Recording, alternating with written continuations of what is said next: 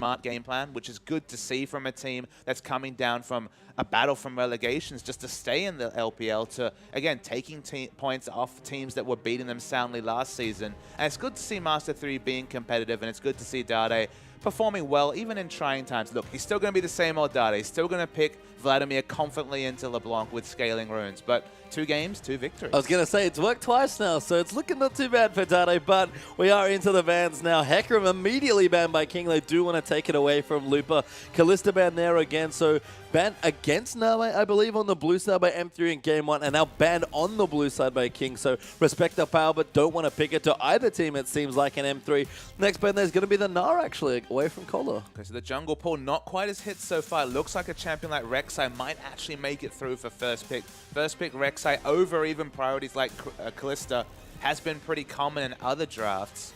A lot of strong champions available. The Nunu ban is surprising to me. I know there was some word actually on Twitter that they were trying to target Huey's champion pool, taking away champions like the Gragas and the real top tier champions like the Rek'Sai. Nunu being banned away is another of the strong champion pool, but I have to feel like there'll be a lot left. No, a blue side Rek'Sai ban is very curious to me. Huey may be really wanting to stick to some of these utility junglers, and we kind of look at King as a team. It feels like a team that wants to bring up Name as a hyper carry. I don't know how viable that strategy is in the Cinderhulk meta, but that is an interesting ban to me. And M3 look kind of puzzled there. Like, I don't know what that means. I don't know what to take away. They were not expecting the Rek'Sai ban. Rek'Sai feels like the super Lee Sin when it comes to early game. We've already said that of Gragas, but still, it's a flexible champion that's a strong ganker, but also builds Cinderhulk oh so well. Clearlove has been the biggest proponent of Cinderhulk into as many giant spells as possible.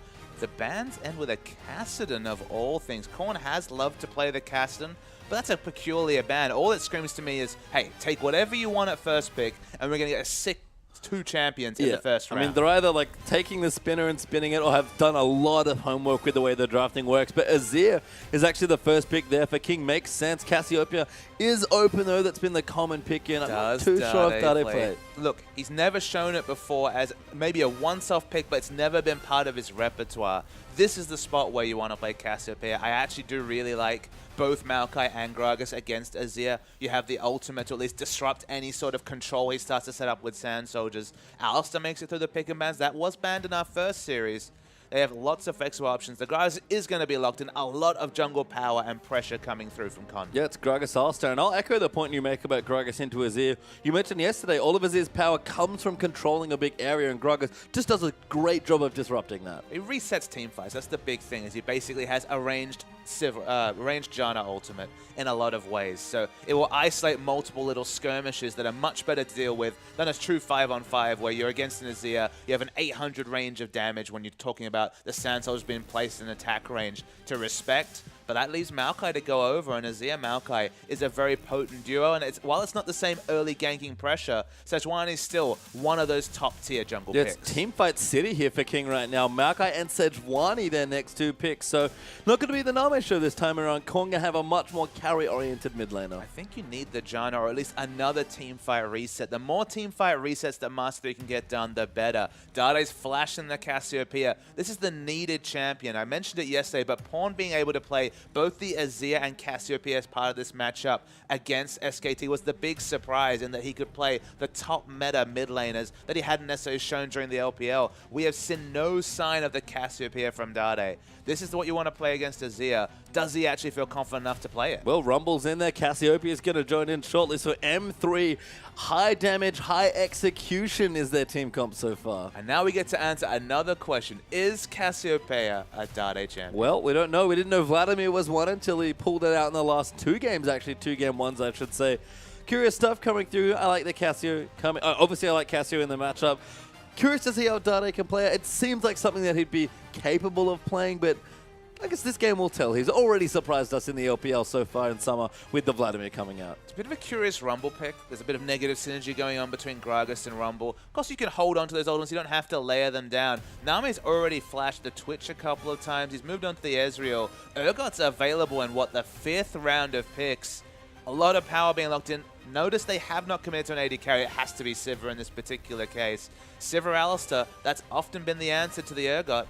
Still, Master 3 giving up Urgot and getting Sivir out of the equation. It's not bad. Yeah, looking down the King lineup, you have to think that Korn's got a lot of heavy lifting to do. It's not going to be a Name carry this game. Urgot does decent damage, especially with the new Black Cleaver on this patch. Adding to that, as Sivir is the lock in there, the obvious choice from SMLZ, like you said. But Korn's got a lot of work to do on this Azir. He definitely does. It's a short-ranged comp coming through from King. Their turret taking is abysmal. Korn will do just fine on the Azir, but normally wants to be hanging behind or creating up a zone rather than necessarily doing turret damage. Urgot at 425 range can't do much himself. Sivir and Alistar is a very good combination. We've actually seen this develop quite a lot, is that you leave your AD carry pick to last with the whole champion pool available other than Kalista. And if the enemy takes Urgot, no problem. You can take the Sivir. Yeah, I mean, Sivir is something that you want to slot into a lot of comps that don't always like the landing matchup, I guess, as we're going to go straight through the matchup. Sejuani Gragas back into what might be our feature matchup here. Both very important players,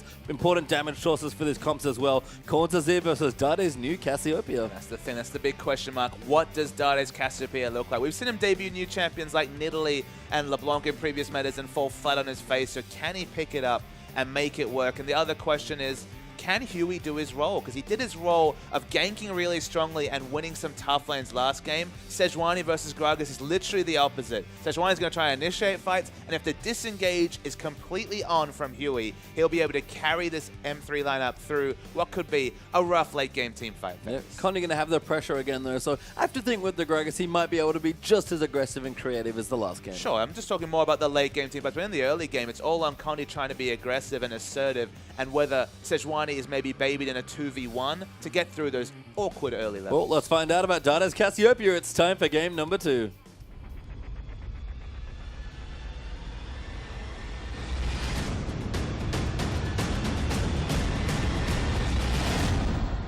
And we are on to the riff for our second game between M3 and King. M3 currently up a game after a 55-minute slugfest where M3 almost found themselves defeated despite being 10,000 gold ahead. But King picking strong lanes once again. Lots more team fight this time around though. And Name, he's on the sidelines for carry potential here. It's all about Korn and his Azir. Name spotted out SMLZ, gets the pokes, the first Asset Hunter hits. Okay, we'll put that in the record books. One Asset Hunter, 100% hit record so far, not even with a lock-on opportunity. 5-man invade coming through from King, but as in the previous game, matching invade on the other side. Yeah, it's fairly shallow vision by King there as well, just getting information on the jungle camps potentially, so they can pick a route there. I have to think that like a lot of players, they want to swap the Urgot out of the lane. We've seen Def do this time and time again from EDG, but Name seemed to fancy himself being aggressive in the last matchup, might just want standard lanes again. When we saw Name on Urgot, I believe the last time was during the promotion tournament, he was completely smashing an enemy bot lane, but it's so much more difficult against this Sivir Alistar combo. First, of course, Sivir will probably skill the spell shield maybe level 3. Sometimes in this matchup, she feels really threatened level 2. Once you skill that ability, you can happily spell shield the corrosive charge as it comes in. And then if through some contrivance it comes through, Alistar can just headbutt the Urgot out of lock-on range. So you have a lot of laning options. Alistar, of course, will have the sustain. But the other question mark we have, Dade against this Azir. On this Cassiopeia for the first time we've seen in definitely a long while. That's actually 100% onto his passive. He's getting a lot of stacks. That's some sick Noxious Blast stacks they're coming through. Not corrosive charges. It is not corrosive charge, no. There's lots of Noxious and The Noxians are in full force. There's no Swain, though. No. Sadly, no Swain. I don't know if Dade's ever played Swain. It feels like a Dade champion. One day. One day Dade will play Swain. It's down the bottom. I don't think either bottom lane started. Never mind. Name hits a quick level 2, so going to try and get that advantage. And our last question, of course, is the top side. Only just noticed it, but Looper back on his rumble. Always nice to see. Sync Dream Flash binding. Name going in. Spell Shield level 1, though, from SMLZ. Keeps himself safe. Yeah, maybe he just hadn't skilled an ability, but Love City did the hard work with the Pulverize. A lot of aggression coming through from Sync Dream.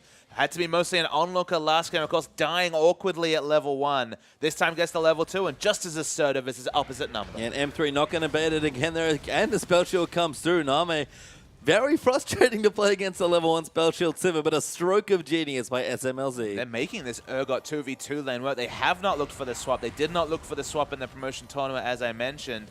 And so far, I mean, Alistair just desperately wants to hit level 2, not for the headbutt, but just for some sustain. Yeah, I mean, Name does seem to like to 2v2 people, something that he wasn't known for back in the day. Level 3. Yeah, he's a beast right now in the Urgot, just powering through. Again, bullying them away. Love City, the good headbutt. Name does use a heal, forced to flush. He takes a tower hit. Condi's in here as well. Name surely going down here, and SMLZ will he's not dead! Name gets first blood somehow. Gonna try and keep himself alive. Will finally fall, but somehow gets first blood. Condi and Love City both wanted to give the kill over, but he hit 2 Acid Hunters, picked up the kill. Happily, I guess, from a Master 3 perspective, the minions finally finished him off, and he got the kill credit anyway, did SMLZ.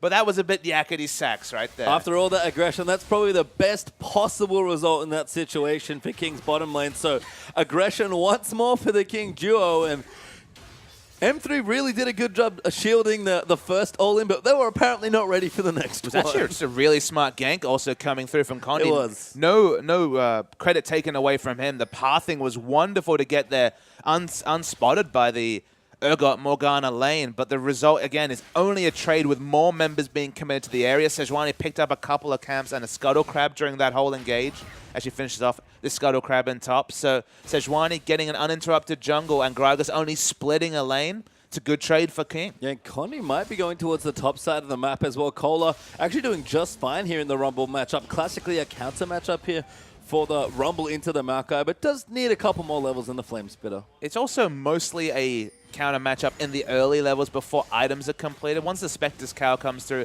not a lot of kill pressure. SMLZ actually spell shields just a normal Acid Hunter, so does eat the lock on, but just is able to walk away. Name was very impressive on Urgot in that promotion, Tony. We haven't seen it since. So far, he's making me a believer. And look how aggressively forward King's duel is. It's Sync Dream's aggression here as well that's paying off, and I can sort of see why Name might fancy his new support. He's Zero, fantastic player, don't get me wrong, but Sync Dream, his all-out aggression as Cola eats so much damage in that trade. And that's kind of what I was expecting. From once you get 3 points into the Flame Spitter, you can do some disgusting trades as the Rumble against the Maokai before Spectre's Cow becomes a relevant thing. Name's strategy here is he's understood, okay, I'm not Jinx this time. I'm not the sole carrier of the team. I'm just going to push in and monopolize the enemy jungler's time because Gragas is going to be priced in to try and punish Name for being so overextended. And I'm going to look to my teammates. Maokai was able to push up Rumble. Azir was pushing in Cassio. You can only respond to one lane at a time if you're Condi, even as this super maneuverable, high-ganking jungler. And either you can go for the counter-gank, as Huey's setting up for, or you can just try and cause a lot of pain in other lanes. Good binding there as well. Huey just short there, but does get the permafrost. Nami gets knocked up by a wonderful combo that kills Love CD. Alistar will get the trade, and now Condi's back down as well. Huey, is right, Papa Smithy. Great flash forward there by SMLZ. Huey, though, gets himself just out of range, and a wonderful escape leads to another trade. And Condi could not find an angle for the flash body slam Dade, though. Oh, coming in, needs to find It's Huey. a kill. Just use, he didn't even need the ulti. Just finds the targeted ability, mashes the E button, and that is a kill for Dade. All right, Dade can mouse over enemies with Smart Cast. So far, we have established that about his Cassiopeia. Nice roam, honestly, about Cassio. Usually, as they're pretty good at pressuring, you can see the waves are crashing in. Korn is optimistically looking for a roam, but immediately runs back to mid. I mean, you need to have either pressure on the mid lane minion wave, or you're at worst going to give up a drag in that particular situation. Somehow doesn't give up anything, but that was a curious roam from Azir. Yeah, I think maybe felt pressured to match Dade's roam as we're going to return. SMLZ, that is not a good spot. Great binding there after the spell shield gets baited out, and Name this time gets a kill without dying. Oh, Sync Dream, though, maybe not so lucky. Damage coming through. Condi doing a decent amount. Love City punts him away with the headbutt, but Sync Dream stays just healthy enough. I don't know what SMLZ was thinking, to be honest, Space Jam. He didn't need to be there. Why was he still in the lane? He'd done the most about of pushing it, saw a couple of members, just disregarded them completely, and now another kill. What a bloodthirsty bottom lane. Name's already been involved in 5 out of the 6 kills this game. And you can see, look at the item difference already between the ADs. Double Dorans for SMLZ, a fairly emergency-looking build, now with a pickaxe, and even a longsword there, just trying to get the maximum AD. Name, the longsword tier and the pickaxe building swiftly towards the Manamune. Very healthy, very happy Urgot right now. Both these AD carries hitting the thrift shop, but the thrift shop's got Name's name all over it. One of the kings of thrift shopping from these AD carries, just buying as many stats as possible. Dade hits a pretty early first evolution of his passive, and now he's got the sustain. Yep, looking good now. Blue buff as well, going to keep his mana nice and healthy, and an early tier there for Dado. We've seen a number of builds as Name does swap in. SMLG, Wow. great spell shield of that ulti, but still taking damage. Name got the lock on as a result, going to keep chasing in. That forces the heal, but Name now a little too low. Heals a little late, but now Dade coming through. Flash ulti looks for it, doesn't quite get it. Name's forced to flash away. The ease there for Casio, but Poison runs out. Love City misses his combo. Cola's down as well, forced to flash away. And let the yakety sax music play again. Name eats a boomerang blade and goes down, but now Korn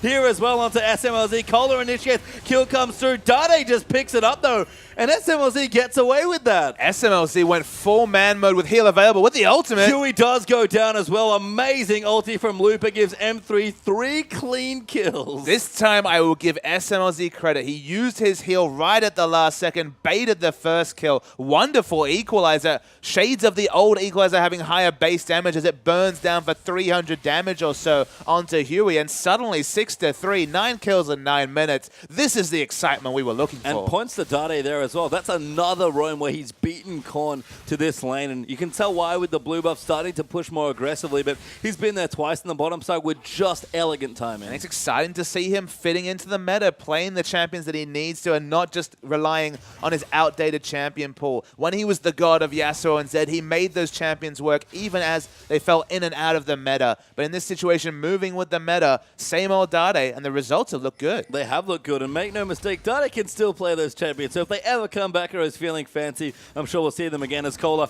going to face check Looper. That's not what he wants, though. Good Arcane Smash will shake off some of the damage, but Cola 40% health after an overheated flame spitter. And elected to go for the team build with the Catalyst into Righteous Glory rather than going for the more selfish item-centric build and going for the Spectre's Cow.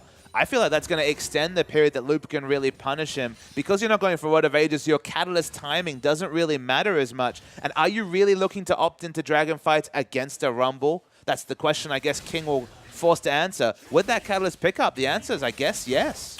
I guess so, as Korn looking to clear out some waves with Huey in reserve. Wants to gain contra Dade, knows that there is no cleanse or heal. Great ulti back in. Ulti moves in, but Huey's right there with the ultimate coming through, and Dade, he's dead. Wonderful gank by Sejuani. Yeah, very nice play from Korn as well to hit the flash into the Emperor's Divide. We saw Cool failing that multiple times a couple of days ago. This time nails it completely, gets the CC effect. Already knew that both summoner spells were down as you communicated. So nice clean kill from Korn, from King. Korn also again showing promise on a champion that I don't think we've seen that much from him, Azir. So I guess our questions for both these very in-meta mid laners was, they're open, they've picked them, can they play them? And I think for both sides, the answer right now is a resounding yes. It seems like a pretty even battle in terms of the 1v1. Again, gank pressure has been the big story. It's been selfish gank pressure, just Dade being involved in multiple other waves and not really falling behind in CS. Only now, of course, with the minion waves being reset, does he fall into a 10 CS hold. But his roaming has been excellent, whereas it's been Huey in the mid lane to really equalize that pressure. And SMLZ down on the bottom side got an early brutalizer for himself, but Name still perking out all the Acid Hunters. He's played a lot of Ezreal, so kind of feels the skill shots here, but SMLZ starting to take a bit more control of the lane, because again, Urgot wave clear, not his specialty. I actually see that as a mistake, because of course, we talked about Yomu's Ghostblade a lot. It gives you a lot of power against low armor targets. If you're against a non-Urgot AD carry who doesn't find a way to itemize in armor, it's fine, but it's only about killing squishies rather than killing the tanks. Of course, after those 6 seconds, the stats it provides don't help in an extended fight. Every fight against Urgot's extended, but yeah, Condi's here as well. Swap away. Very creative for Name. Good Black Shield for Sync Dream, but might be too much damage. Ignite ticking away. Name will go down to SMLZ. Sync Dream maybe the next target as well, as that Boomerang Blade did a lot of damage. And if you get enough of this snowball offer, it'll be a fine purchase. You just know in the late game, it's going to be a super high armor and health lineup from King, so that will not be as relevant as Statistic. Maybe just going to hold on to the Brutalizer till late. The Yomu's not a big fan of, but hey, you get a kill out of it, you get the 300 gold. If you've got extra items, then it's just a bonus. Yeah, going to look for the Dragon as well. The first one of this game is, in fact, as Huey might look for a steal, doesn't get it. Condi takes a binding, but does secure the Dragon. So M3 find themselves 1,000 gold ahead and now up a Dragon. Hex Drinker second for Urgot is super peculiar. Maybe he's just expecting more of Dade and Lupa in his lane. Building for teamfight as an AD carry before building your core. a surprise, but look, it will help him in a team fight phase. We'll have to see how it pays off, but no Dragon yet to fight around, of course, because it was just taken by M3 Dade. Little low on mana, going to clear out the rest of the wave and probably look to shop. And I spy a potential Rylai's coming through there before that Seraphs comes in. Yeah, Assassin build onto Karthus in the first season for King was actually very common here. The tier into Rylai's gives you so much chase potential as this Cassiopeia. We saw it actually expertly used yesterday. Between the Rylai's and the Seraph's Embrace, you have 2,500 health very early into the game because, of course, you charge up that tier so fast with your cooldown refreshers on Twin Fang. It's a very early, high effective health build. You can flash ult and just know that you can do massive damage from your base values and be tanky enough to eat damage as well. You're going to take so much incidental damage between Urgot and Azir in these fights that just going for early defensive stats is fine. In Love City, it's a binding trying to clear out a ward. Sync Dream actually buys enough time to protect that ward. Huey's here as well. Might fancy something, but it is an Alistar they're trying to gank. It's a bit dangerous. Great 3-man pulverize, but Teleport's going to come in now as well. Huey caught out of position, but finds his way back in. Name going to swap Condi back in. Lupa, great equalizer into 4-man Sejuani out, and Huey going to keep going in. Never mind, they're on the opposite team, and now M3 getting routed here, but Name little too low. They've taken the fight back over, and a very chaotic fight. Lots of big ultis blown, but a 4-for-1 win for M3. That was a picture-perfect equalizer, blocking any retreat path through that triangle bush for King. Burned 3 members for 4-5 seconds of duration. Lupa, credit to him, teleported in first and nailed a very hard-to-hit equalizer. Won them that fight. It did indeed, and spectacular Rumble play continues here from some of these Korean top laners. Akon, of course, known for that play. Lupa, not too shabby either. And look, he builds for the equalizer with this Leandri's pickup with the bonus gold. Hell, if you're going to hit equalizers like that, not a big worry that it's only focused around your ultimate, because that was a thing of beauty. It was indeed. And Huey's big ulti, not enough to save King from a massacre of a team fight there. And the Hex Drinker would have been great for Nami in that situation, but not enough from how sick that ulti was from Lupa. And you can see he's still ahead of this Maokai. Cola struggling to keep up in this situation, and King starting to fall further and further behind. 3,000 gold ahead now for M3. Cola did this to himself, going for the Catalyst, has the Merc Treads for a bit of relevant combat stats, but Lupa's built for lane and with winning game in this particular case. You have such a flexible item build as Rumble, has all the magic penetration in the world, and now, of course, the percentage health damage, and all Cola's really managed to put together in his build so far is that health. And I think it's the mid laners that we might need to look to. They're big damage threats. Lupa, though, is getting there as well, but Rylai's is done now for Dade. Korn's had his Morellonomicon for a while, building in towards his second item, and the tier stacking up. And, of course, Dade has a very nice Dade Merc Treads. Yeah, Dade's got the Dade boots, got the Merc Treads, going to be useful against either the Twisted Advance or Sejuani. You have to think that was one best damage. No, the equalizer was used, and Cola was almost dead. Yeah, Cola, again, can't really stand in this lane anymore. Dade maybe starting to bully around Korn as well. He just has to wave clear as best he can. Cassio, so frustrating to lane against it. Even the lane that they were winning, a whole lot of jungle pressure later, and King's bottom lane struggling as well. He's actually managed to get half the health off that mid lane turret, so when we finally do see some of the standing gold being picked up by Master 3, they have the kills, but not the objectives, barring the first dragon. With the likes of Siva, the next pick should be a couple of global objectives and potentially a dragon coming down for King. And that next dragon that you mentioned, that's the big pressure point we have to look to for this game. It's back up in about 2 minutes now. Some major items may be completed by that time as well. And King kind of need to find a place to fight. They're quite tanky. They're going to get tankier, but I don't know if that stands up to all the damage and team fight for M3. Smart rotation from Corny. Might end up giving up a turret, but they have multiple members in the bottom lane. Azir responding in reaction to Condi is a lot more power. Actually, Cassio going to make the rotation as well. Could be fireworks in the bot. Yeah, Huey's in the top side, but Lupa spots that out nicely, knows that he doesn't want to get involved in that situation. Back down the bottom, though, they have gone in this situation. Love City, it does need a binding. Condi there as well. Going to look in. Ulti Sync Dream back in. Dade, beautiful positioning there. Great ulti onto Name, gives SMLZ the double. The tower's going to fall as well, and Korn just has to run away. And the Hex Drinker predicting Dade and Lupa in his lane doesn't do enough work in that case. Eats the first Twin Fang, but just uses the Petrifying Gaze quite happily. Dragon's up in a minute. The respawns will come through from King, but when it comes to control wards, M3 has a minute to put down lots of aggressive vision. And another fantastic roam by Dade to the bottom lane, picking on Name, the star AD carry player of King. and for EDG formerly as well. And just look great on the Casio. It's not just the mechanics. He's laying just fine in this very skill-intensive matchup as well. But the pressure he's applied to other lanes has been phenomenal. And even with the Catalyst, now it's going to be the home guard boots. I don't think that just pales in comparison to what builds so nicely for Lupa and what should decide this Dragon fight. How can you opt into the Leandri's Sorcerer's Shoes? He's obviously got more gold. Dade's dueling. Yeah, Korn doing well. Sync Dream looking for a binding, but Dade, no ulti, does have his cleanse. Uses it after the ulti there to get himself away. Good miasma there for the slow. The Ignite's down as well, and finally Dade will die to Huey, but he put up one hell of a fight there. He'll be really angry that his flash was 4 or 5 seconds off cooldown, would have survived in that situation. Cleanse is now down. A lot used to take down Dade, but at a crucial time, Dragon just spawns.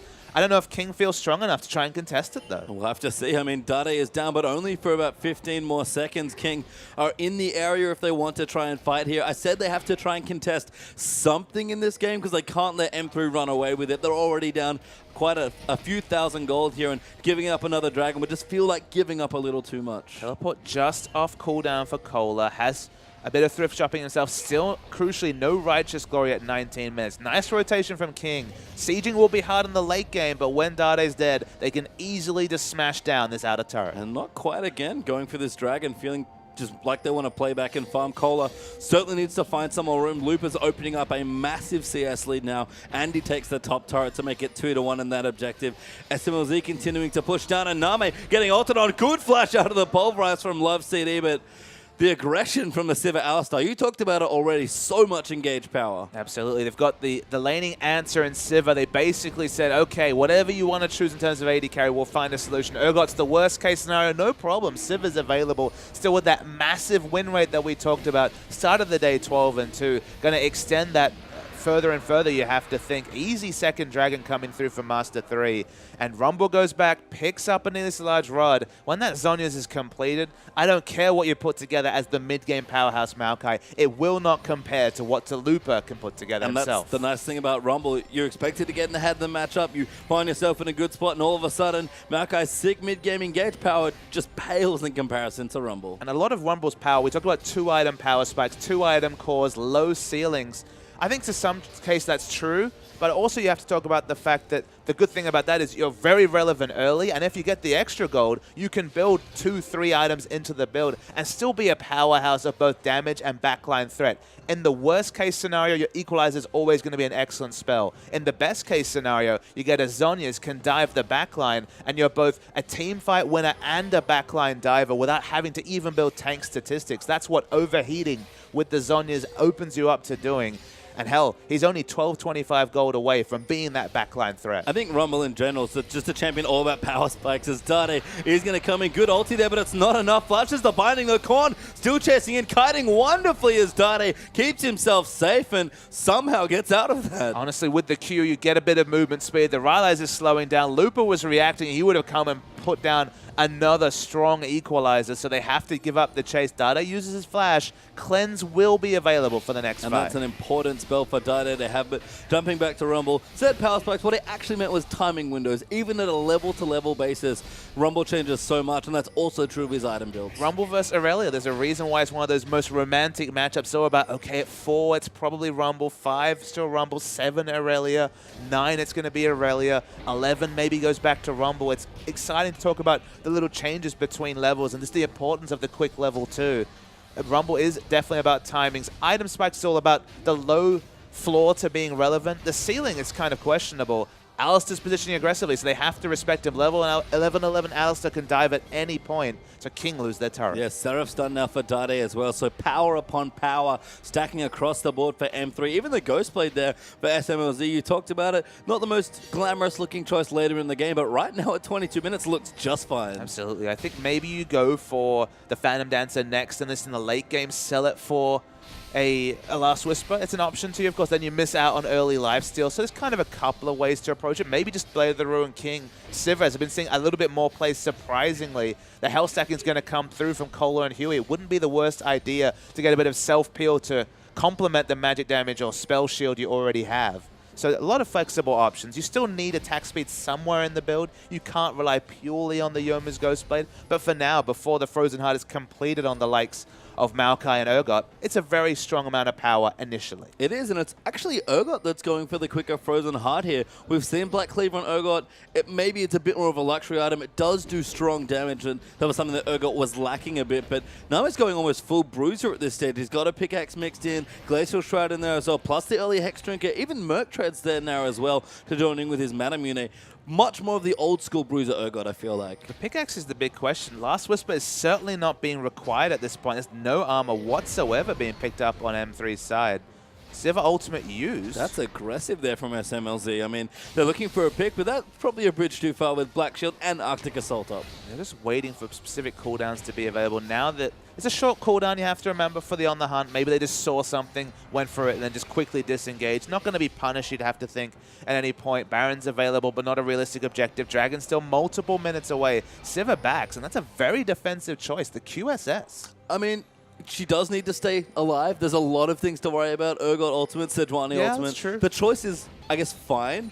But it's interesting. I mean, SMLZ is clearly putting faith in these two mages here because those are the real threats of this M3 comp. I guess if you're going to buy that item, I like fighting instantly before the enemy can even recognize it, because then you play the minigame with a spell shield and you're surprised by the QSS. If you get time to think about it, look, she's going to be very defensive. She's going to do consistent damage, so it's not a terrible purchase by any means. And if that's the most power that SMLZ can buy with 1250 gold, it's fine. Yeah, I mean, it's going to take away the red buff here as well. You can see them constantly moving together as the duo, trying to find some picks. Name tries to steal away the red, but does not find it. Maybe gets a Krug instead. But we saw this, I think, midway through last season. Sivir Rengar was very popular for instant initiation. They would just blatantly use their ultimates on cooldown to try and get a pick. I think Sivir Alistar brings a lot of that flavor with a significantly less intensive resource investment. They also managed to secure Sivir when they had Rumble. One of the things that teams have been doing when Rumble was being picked in the IWSI at MSI as well, if you pick Sivir against a Rumble, it's so much easier to disengage off the Equalizer as it's just putting its first tick out. Sivir was open to Name. Name doesn't often adopt the Sivir as a choice, doesn't usually go for those teamfight builds. Speaking of teamfights. Yeah, going in there, Kohler Black Shielded, though now Ultimate's being popped for the Maokai as well. Fairly tanky at this stage here, but Dade now going to come back in. Zero ulti gets popped, and Kohler runs away from everybody else. A little too scary for King. Love CD was holding on to that ultimate. He only wanted to pop it when he was going to re-engage. Was happy to get poked out because he knew if they could engage the right type of fight, they would have won a 5v5. Now that he doesn't have that option open to him, you kind of have to delay if you're Master 3 till your Alistar can look to get the ultimate up. You might think, why? He's just a support. If he dies, that's such a big deal. Alistar is only a threat if he can position aggressively. He cannot position aggressively as a melee champion without ultimate up. He'll just be CC'd and die. Yeah, we saw it, I think, yesterday when Snake played. LeBlanc just 3-shot that support without an ultimate or 2-shot, I think. So have to be careful. You do take a lot of damage when you don't have your ulti ready. You're just swishy. You're just a normal champion. You've built a bit of health. You're just a regular support. You have no other tankiness in your kit, barring that particular ultimate. That was weird. Huey sort of get caught in the wall No, there. Huey queued over to steal and then flashed out. Realized that it was bad news. So did flash away. Looks for the steal, but doesn't get it in M3. Now 3 Dragons up to 0. 3-1 in turrets as well. And that gold lead still ticking forward for them as well. There's still hope in the late game. We've talked about the multiple man Sejuani ultimate. Sejuani was the ultimate equalizer yesterday. I say in the game with a Rumble, but well done. This is just the situations I get myself into. No cherry pie discussions today. No, sadly. I mean, Sejuani can get big. Sejuani does damage to the backline. Sejuani can CC up the Sivir and Cassiopeia. But between Cleanse and the QS, it's going to be difficult. Flash now down for the Sejuani. Can this Azir get to the point where you're at 5-item Azir and anybody trying to get on you will die and perish in that AoE? That's the big question. I'm not too sure here, but Dade, I like the distortion upgrade early on for the boots. Knows that his flash is a very important piece of him doing enough damage here. But I look over to the other mid lane. We can see Korn, another Void Stuff second, so going for maximum damage. Now has a need to see Large Rod building up, and Nami continuing to get tankier with the Negatron Cloak. He's got his Glacial Shroud, and that pickaxe was apparently for a More of Malmortius. More of Malmortius Rush. I guess understanding that dueling Cassio seems to be the name of the game. Sync Dream, goodbye. My friend gets CC'd there by Love CD, and an easy cleanup for Dade. Rumble still on the split push. There's no defensive wards in the area around Baron. They do not have a particularly... Well, they have a Cassiopeia, so they have a very fast Baron.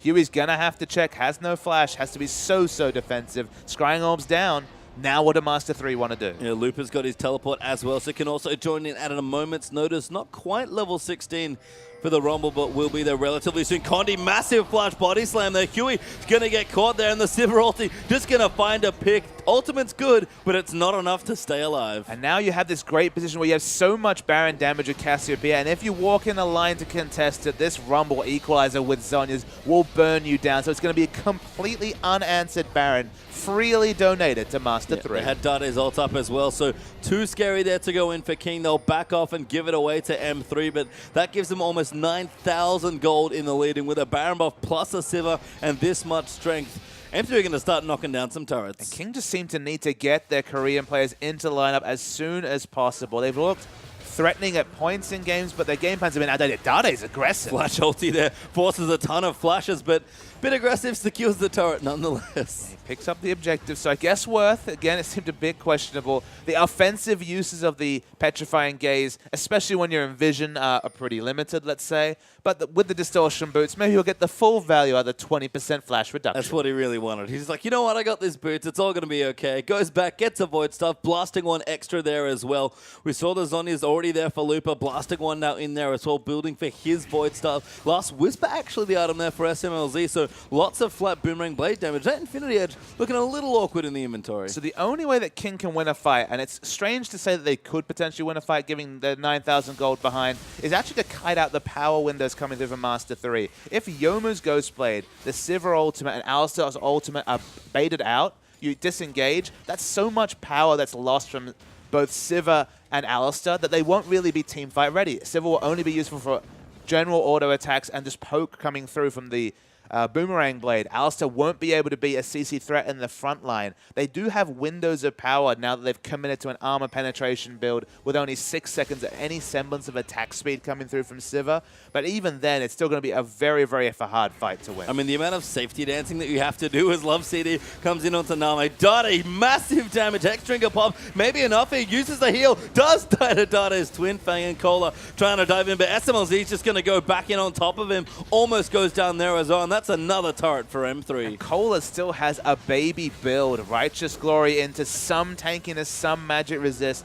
Cola has been the name, unfortunately, that's caused a bit of a shake of the head in both games today. Not a performance to remember for Cola. No, and Name back in the lineup, looking solid. Certainly an upgrade, I think, from yesterday's carry Al, but not enough the team can do. King not quite there on the same page yet. We talked about it. Didn't get to play with their full roster for most of last season. Still don't here starting it off. If we learned anything from MSI, do not pick the Urgot when Sivir is up, because Sivir just does so many things so well against Urgot. Inhibitor goes down there as well. King maybe one last fight. Ulti's good onto Dade. Never mind. Cleanse. Yeah, they got one pick. Love City died in the front line. No ultimate, so died easily, of course. They're going to keep chasing, but the Baron buff minions will be enough of a deterrent to King. Yep, they'll be the roadblock here as everyone returns down to clear out the mending waves. King looking for a couple kills. Maybe can push and try and get a tower down there on the bottom side. Dragon back up in a minute means that no real objective as Looper trying to get sneaky here actually on the Rumble. That's maybe an overstay from M3. Righteous Glory gets popped. Huey trying to line something up at Looper. Decent ulti. They're going to zone them away. Going to pop the zombies. They're a little late, but good timing there as Dade gets the kill onto Cola. Looper very low, but does not fall as Dade. Massive ulti gives him the double there onto his ear. Now going to flash forward. Name wants it. Going to go in for the kill, but can't get it. A double kill for SMLZ. Sync Gym going to be the last man dead and complete the ace there for M3. A triple for Sivir, a double for Dade, and M3, they get the 2-0. The super minions are coming through, and as you mentioned, 2-0 is all but assured now for Master 3. Not a lot of 2-0s last season. Great to get one at the start of the season. 4 points out of 6 is a big success for the newly re-promoted team that only kept their status confirmed right at the end of the promotion tournament. They're actually backing away, curiously. I guess death time is at 32 minutes. Not that long. Yeah, a little too low. Dragon back as well. So, going to go back. Not quite over yet, but this was a sick turnaround. So the equalizer isn't the best. It's only burning down onto Huey, but it's the best in the scenario. Remember, he was forced to use it in an open area. There's no choke for him to fight in. Smart use of the Zhonya's at the end. One Sand Soldier Ultra, and next one would have killed him, but still lives. Wait for the re-engage, because guess what? That short cooldown ultimate's available again from Sivir. Twin Fang is used even before just the poison being applied, just because they needed it for the slow. And then by the end, Sync Dream just had to accept his fate. Yeah, I mean, wasn't getting away from the ulti there, as you can see. Yeah, I agree. That was a sick ulti.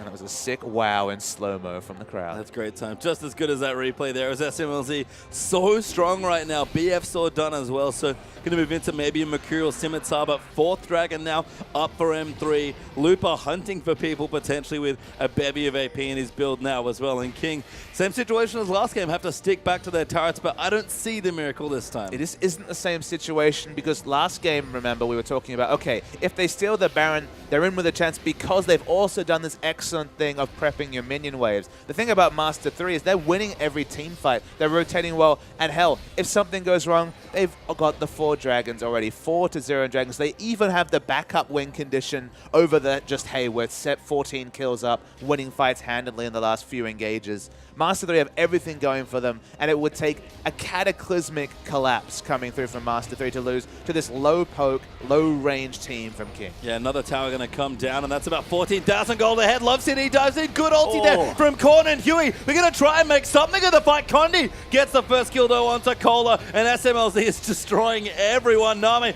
goes in for the swap, but doesn't complete it. Still alive though, as Korn's going to be the next one caught out. They got the kill onto Dade, but they cost them 4 people. Really nice triple kill from Siva, getting the last kill with the max range boomerang blade onto Nami. Was looking a better fight. They were eating a lot of AoE magic damage. Dade died first, but Korn dying sealed the fate of King. And 2-0, 3 welcome points for Master 3. And you know, that last fight shows you what happens when I think King, if they're even or ahead at that point of the game, actually it looks like they got lots of good AoE down there, but they could never get ahead in this series. And M3, they found every way possible to get themselves in this game. Played wonderfully to finish both of them, and a well-earned 2-0. I think it's the reason why we might start seeing less of the Urgot, along with the even Alistair maybe in a couple of weeks. But returning to the Urgot, even or ahead, Urgot's pretty strong. Behind or struggling to get even, he doesn't really contribute much. He doesn't really get you back into the game unless he has an item advantage, unless multiple lanes are winning, and he doesn't give you any siege options whatsoever. So in a game like this, when Sivir is available in general, Urgot is exploited as being very one-dimensional about just really dueling with the enemy AD carry and lane. And Master 3 take about 3 points. Very welcome for this all. They are indeed, and 2 Sivir games, 2 victories there. That's probably not a coincidence. And 14-2. Papa Smithy, how many games do we need for Sivir to start seeing a couple bans? That's what I was saying. 14-2 is the Sivir record so far in the LPL. I guess the biggest question mark about that is how did Sivir get through the picks and bans in 2 games and not get picked? That's the big question. But Sivir is going to be the winning champion. It's the lucky charm. Rek'Sai's up there as well, but finally getting the respect she deserves with bans. And Master 3 now actually quite comfortable towards the top of the table. Yeah, very different start to the season for them, but I'm sure somewhere, although we would have been happy to be last season, they'll be very happy to be there now, at least for the first week. And one thing we can answer, one question that we can put away, Dade can play Cassiopeia. He can play Cassiopeia. Vladimir Cassiopeia. Those were not the champions you thought That's the Dade start would of be a winning champion on. pool. That is. I mean, you know, it was Zed Yasuo only for a long time. He added LeBlanc in there. Oh, of course, Ziggs. I'm so glad we haven't seen Dade Ziggs. I mean, these games have been going pretty long. Ziggs, it's going to be the 60-minute games against Page. It would again, but no 60-minute games this time, almost, but not quite there. We'll take a quick break, but when we return, our second match for today's LPL coverage will be here.